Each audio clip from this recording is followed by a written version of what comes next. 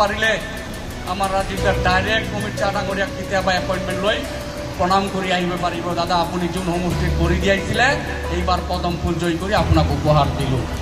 এইটো যাতে ৰাইজে ৰাইজে সন্মানটো ৰাখিব বোলে। আপোনালোকৰ স্বাভিমানৰ কথা আছে। অমিত শাহ আহিছে এই দুধপা কনষ্টিটুৱেঞ্চি। অমিত শাহ কোন? আমার বিজেপির মানুষ। অমিত শাহ কোন?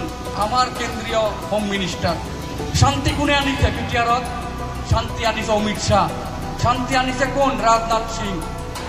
যেতিয়া গণ্ডগোল চলি আছিল তেতিয়া বিজেপি সরকার রাজনাথ সিং মানে আমার বিজেপি। বিটিসি আনিছে কোন? বিটি বড় মানুহক অধিকার দিছে কোন? বিটিসির বড় মানুহক অধিকার দিছে বিজেপি।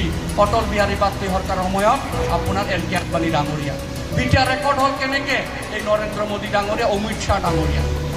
তো বড় জাতিক এই প্রমোট হব কারণে, ভাইব্রেট হব কারণে সুযোগ কোনে দিলে? বিজেপিয়ে। বিজেপি সরকার আর বিজেপি দল। আজি চাওক অগ্রগতি চাওক, difference between UPPL and BPF. 15 বছর বিপিএফ শাসন করিলে, 5 বছর ট্ৰেক্টৰে শাসন কৰিলে, তেখেতসকলৰ এতিয়াও এটা কার্যালয় নাই। এতিয়া যদি মোর ঘরেই নাই তেনেহলে মোর কি ভ্যালু আছে? যদি পার্টির কোনো পার্মানেন্ট ঘরেই নাই তেনেহলে এই পার্টির কি ভ্যালু আছে? আজি 5টা জিলাত বিজেপির চাব কিমান ডাঙর ডাঙর কার্যালয় হয়েছে, মানে কি বিজেপি সিরিয়াস ভাবে লৈছে। আজি ডিস্ট্রিক্ট পার্মানেন্ট কার্যালয়ই নাই বিপিএফর। আজি ডিস্ট্রিক্ট পার্মানেন্ট কার্যালয় ইউপিপিএলরও নাই। তার মানে বিজেপি ইয়াতে পার্মানেন্ট পার্টি হব কারণে কার্যালয় ইতিমধ্যে কমপ্লিট করবে। রিজনাল পার্টি বিপিএফ হোক বা বেলেগ পার্টি হোক তেওঁলোকে ভাবে আজি আছো কালি নাই, আজি আছো কালি নাই।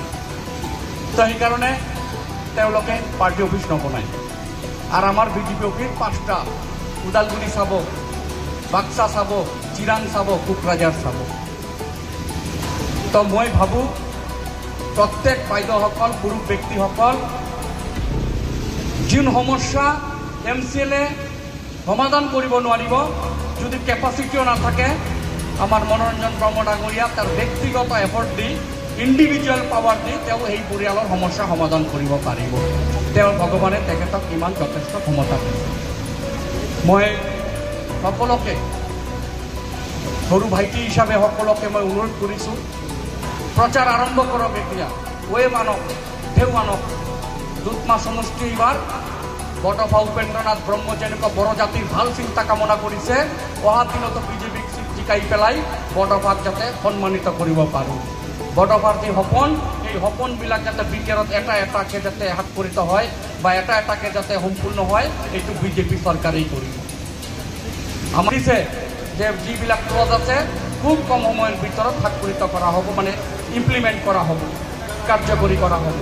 আর এই কার্যকরী করার কারণে বিজেপি সরকার আমি হয়ে গেলে না পারিলে আমার রাজ্যের ডাইরেক্ট অমিত শাহ ডাঙরিয়া কেতিয়াবা এপইন্টমেন্ট লৈ প্ৰণাম কৰি আহিব পাৰিব। দাদা আপুনি যোন সমষ্টিত ভৰি দিয়াইছিলে এইবাৰ পদম ফুল জয় কৰি আপোনাক উপহাৰ দিলোঁ।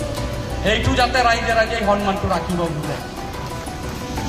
আপোনালোকৰ স্বাভিমানৰ কথা আছে। অমিত শাহ আহিছে এই দুধপা কনষ্টিটুৱেঞ্চি।